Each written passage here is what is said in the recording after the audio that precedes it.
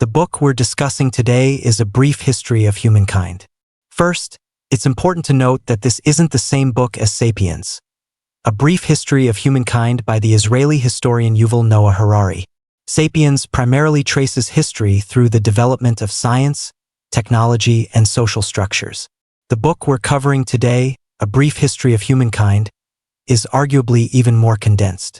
It's not only concise but also takes a grander perspective. In just a few 100,000 words, it covers the entirety of human history. Just look at its subtitle, From the Big Bang to the 21st Century. What an epic span! How is such a vast amount of content packed into this small book? To understand that, we need to talk about the book's historical perspective, Big History. The Big History School doesn't narrate by chronology or country. Instead, it takes a high-altitude, macroscopic view, skipping over intricate details to uncover the universal patterns of human history. These include patterns in population growth across different eras, changes in total economic output, shifts in lifestyles and ways of thinking, and the sequence of various technological inventions. Only by extracting these threads from the vast ocean of historical stories and details can we clearly see how our current world order came to be and find the historical patterns and principles we seek. In other words, the Big History School focuses on the essential substance of history. The author of A Brief History of Humankind, David Christian, is a key member of the Big History School. His book Maps of Time, An Introduction to Big History, made him famous and won him a superfan, Bill Gates. Gates once said that after taking Christian's Big History course, he immediately became a devoted student and wrote a $10 million check to fund a lecture tour for the Big History Project. So who says knowledge of history can't pay off? This book, A Brief History of Humankind, is essentially a distilled version of Maps of Time. It was originally written as a supplementary reader for American high school students, making it all the more accessible and engaging, especially for beginners or readers with no prior background. So, let's join David Christian and embark on this amazing 18-minute journey through all of human history. First off, why does a book about human history start with the Big Bang? This isn't just for effect. For one, the Big Bang is the origin of everything. The elements that make up the Earth and even our own bodies can be traced back to it. Second, the author believes the formation and evolution of human societies are remarkably similar to the formation of stars. Within high-density communities, interactions between different groups become more frequent and pressures increase, causing new national and social structures to suddenly emerge. This process mirrors how planets form. To grasp the essence of the Big History School, one must adopt this level of perspective. Of course, the main characters of this book are still us, humans. The narrative quickly shifts from the cosmos back to Earth. Life is born, evolving from tiny bacteria to massive dinosaurs. Finally, about 250,000 years ago in East Africa, our ancestors Homo sapiens made their grand entrance, and from then on, humans took center stage. Most history books we've read divide human history into different stages, but the criteria for these divisions are often debated. In this book, Christian divides human history into three major eras based on modes of production and life: the foraging era, the agrarian era, and the modern era. What's the basis for this division? Christian's answer is the continuous increase in social complexity. This is the primary lens of his Big History approach. He believes history evolves according to this logic. So, let's look at what happened in each of these eras. First is the foraging era. This era began around 250,000 to 300,000 years ago and ended around 10,000 BCE. This means that for the vast majority of our time on Earth, humans have lived as foragers. This era has several key characteristics. 1. Foraging and hunting were the way of life and the main sources of food. We survived primarily through these two methods. 2. Technology took a leap forward. For example, our ancestor Homo sapiens evolved from Homo erectus. For 1,000,000 years, Homo erectus used a handleless stone axe, and the design of this tool saw virtually no improvement. But around 200,000 BCE, technology suddenly advanced rapidly, a clear sign of the rise of Homo sapiens. 3. Life was relatively leisurely. Because social structures were extremely simple, people only needed to spend a few hours a day to get what they needed to survive. After filling their bellies, they had little else to do. You could say that people in this era had the least stress. But there was a significant downside: short lifespans with an average life expectancy likely under 30. So, what did our ancestors achieve during this long era of over 200,000 years? There are three main accomplishments. First, we truly became human. The author asks, what makes us fundamentally different from other species? His answer is symbolic language. Walking upright, making tools, and communicating within social groups. Things once thought to be uniquely human are actually things other species, like chimpanzees, can do. Only symbolic language is a skill truly unique to us. It allows our communication to extend beyond what we can see, enabling us to discuss the past, the future, and intangible things like dreams, souls, and demons. Furthermore, symbolic language allows knowledge and experience to be passed down through generations, enabling our species to achieve collective learning. It is this learning that ultimately made us who we are. Second, we climbed to the top of the food chain. With this ability to learn, we passed down knowledge from generation to generation, and our hunting skills became increasingly sophisticated. From inventing high-tech weapons like spears, bows, and torches to developing tactical teamwork during hunts, our advantage over other species grew. The result was that we could hunt other animals, but they could rarely hunt us unless we were old, sick, weak, or isolated. That's why the fossils of ancient megafauna we unearth today, like mammoths, giant short-faced bears, and Australian mega lizards, disappeared either because they were hunted to extinction by our ancestors or because they were outcompeted by us for survival. Third, we completed a great global migration. As mentioned, with our ability to hunt and gather more food and with fewer natural predators, our population grew. When a piece of land could no longer support a growing population, some people had to leave and find a new home. And so, we set out from our African homeland and spread across the world.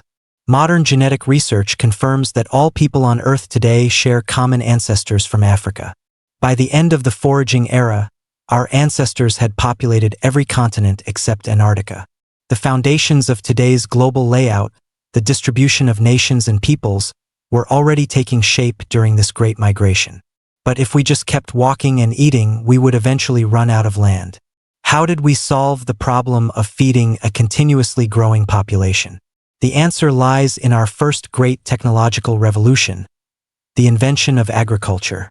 With it, human history entered its second phase, the agrarian era.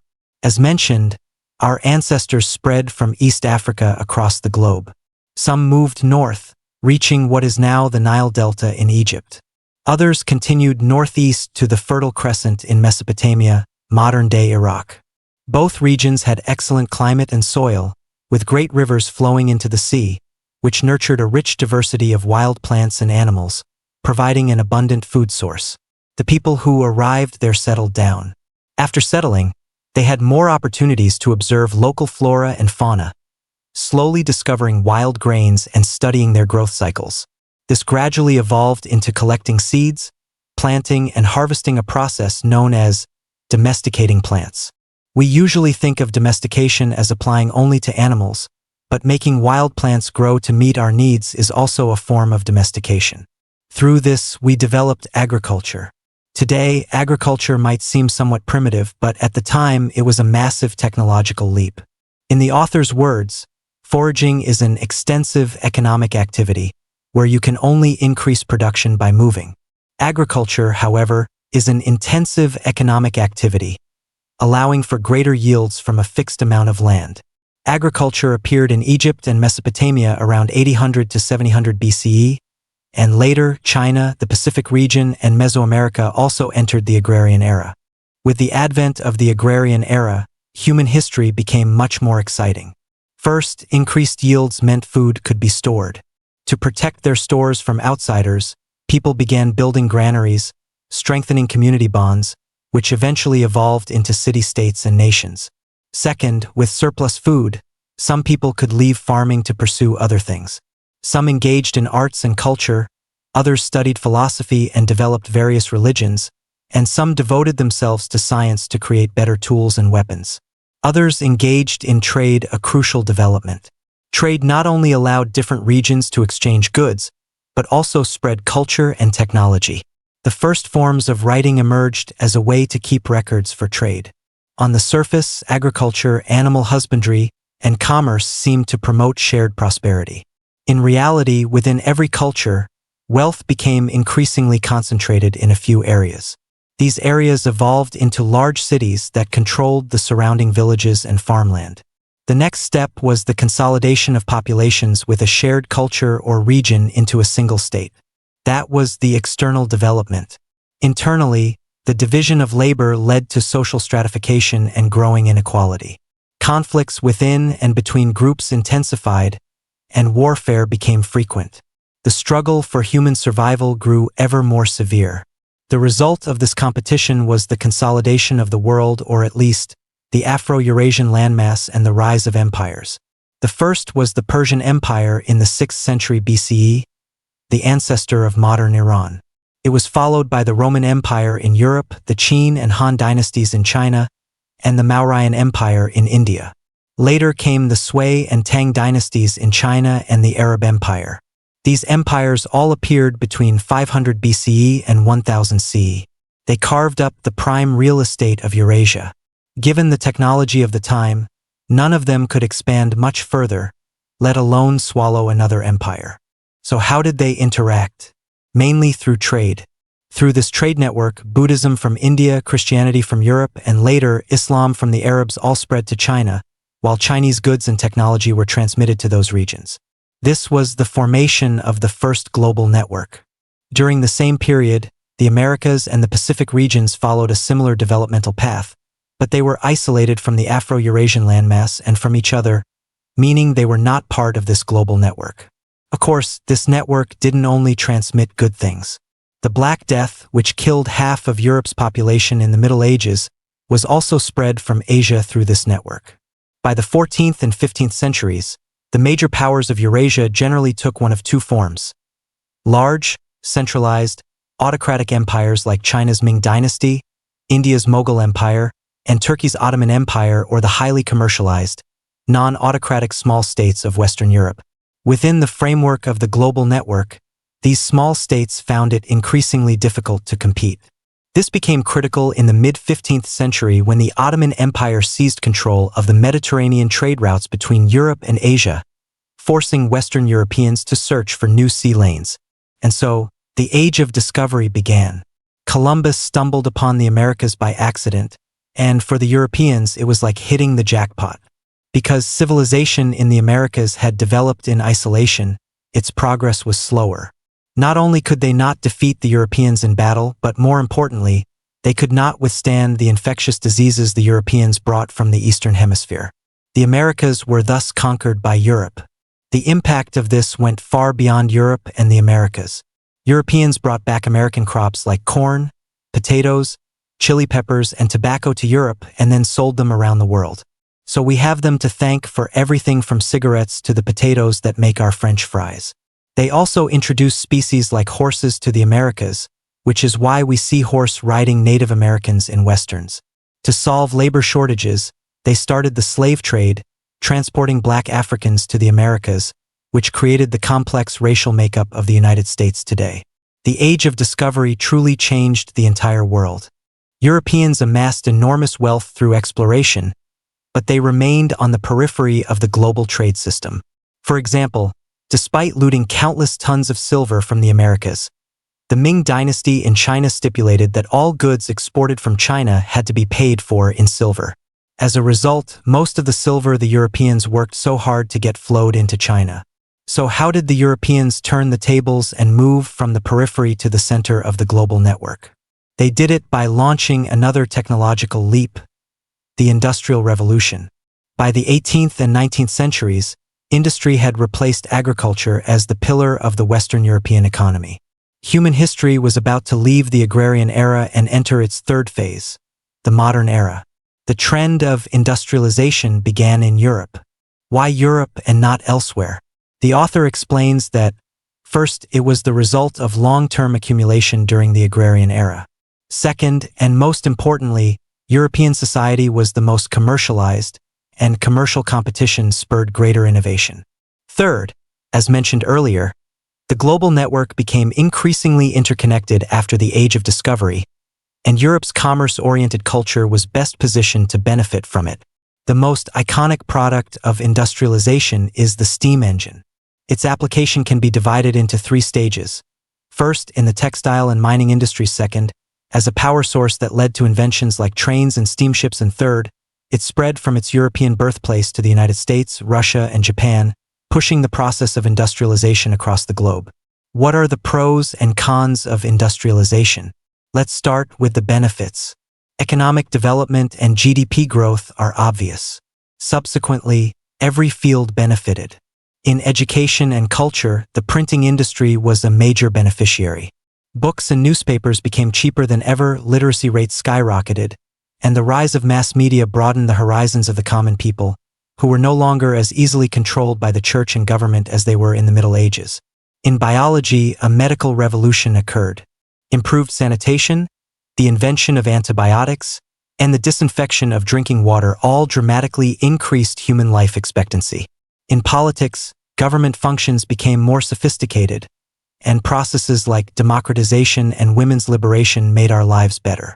What about the downsides? First, human activities' damage to the environment has intensified, a point we'll return to. Second, within our societies, the gap between rich and poor has widened. Development between nations has also become increasingly imbalanced. Since industrialization began, Western Europe's economic growth accelerated fastest, and global wealth rapidly concentrated there, while Asia experienced a sharp decline. In 1820, China accounted for 33% of global GDP, India 16%, and Britain just 5%. By 1913, on the eve of World War I, Western European countries accounted for 33% of global GDP, the United States 20%, while all of Asia accounted for only 22%. In this process, the West relied not only on its economy but also on armed aggression against Asia, such as Britain's occupation of India and the Opium Wars, which are more familiar to us. Western Europe and later, the United States gradually became the world's hegemon. As the author puts it, why is the world's lingua franca today English and not Persian? Why do delegates at the United Nations wear suits and ties instead of, say, Turkish kaftans? The status of these Western languages and cultural customs was forged in the modern era. This imbalance created numerous conflicts, leading to a global crisis in the 20th century, 2 world wars. During this time, military technology advanced at a dizzying pace, but the weapons we humans created, most notably the atomic bomb, reached a level capable of destroying all of humanity. After World War II, the capitalist and socialist blocs engaged in a Cold War that lasted for nearly half a century. But the end of the Cold War did not fundamentally alter our future. In the 21st century, on the one hand, continuous innovation in our society ensures wealth growth and a rising standard of living. On the other hand, the major problems of past eras remain unsolved. Regional imbalances and inequality persist. We currently have enough total wealth to provide adequate food and medical care for all of humanity, but this wealth is not distributed evenly. In the poorest corners of the world, famine and disease still rage, claiming millions of lives each year. These problems remain potential triggers for war and conflict. Even more serious is the environmental crisis. The population explosion, species extinction, resource depletion, and pollution as consequences of industrialization. Environmental problems are becoming increasingly severe, and our capacity to damage the environment is growing stronger. From a geological perspective, human activity has already altered the planet enough to mark the beginning of a new geological epoch. By the end of this century, the global population is projected to reach 10 billion. Can our environment sustain it? Thinking about these issues is enough to send a shiver down your spine. The author, Christian, believes that the environmental crisis will be the greatest threat to humanity's future. So that was David Christian's 18-minute version of human history. Let's recap. This is a book written from a big history perspective, focusing on the overall development of humanity. Counting from our direct ancestors, Homo sapiens, we have a history of 250,000 to 300,000 years. Following the logic of increasing social complexity, the book divides this long history into 3 stages: the foraging era, the agrarian era, and the modern era. The first era, the foraging era, lasted for over 200,000 years. The main events of this era include developing symbolic language to complete the final step of becoming human, inventing tools, and living in groups to overcome natural predators and climb to the top of the food chain, and finally, completing a global migration. The second era, the agrarian era, lasted for nearly 10,000 years. Agriculture replaced hunting and gathering as the primary way of life, making the food supply more stable and controllable. As a result, our population grew, we developed civilizations, established states, created class and hierarchical systems, improved our administrative capabilities, and saw the rise of massive empires. At the same time, creations in science, culture, philosophy, and religion flourished. Communication between civilizations strengthened, forming a preliminary global trade network that culminated in the European-led Age of Discovery. The third era, the modern era, has only been around for just over 200 years, yet its achievements have surpassed the sum of the previous hundreds of thousands of years. From the steam engine to electricity to today's internet and information age, indicators like population, economy, and technology have seen explosive growth. On a social level, democratization and cultural literacy have also improved. However, regional developmental imbalances and environmental destruction remain the two major challenges of our time and could become our greatest future threats. One last question. What can you gain from Christian's overview? I'd like to answer with the author's own words.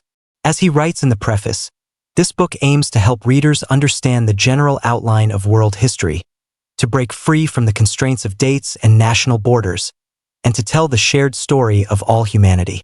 It's like an aerial photograph. While you may not see every detail, you get a much better view of the complete landscape. With such a map in your mind, when you encounter specific historical events in the future, you can place them in this grand historical context to arrive at clearer and more profound perspectives. That is the main content of A Brief History of Humankind and the reason for our discussion today. In just a few short minutes, do you now have a clearer grasp of the broad strokes of human history?